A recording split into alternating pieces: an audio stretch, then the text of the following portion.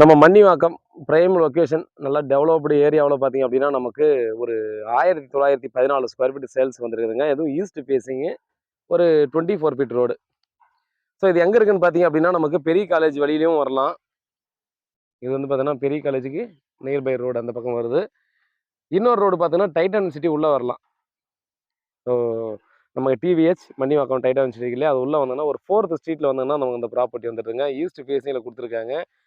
4500 ரூபா ஒரு square feet. நல்ல நல்ல பிரைம் லொக்கேஷனு, டெவலப்டு ஏரியா. இந்த லேஅவுட் போட்டிருக்காங்க பாருங்கள்.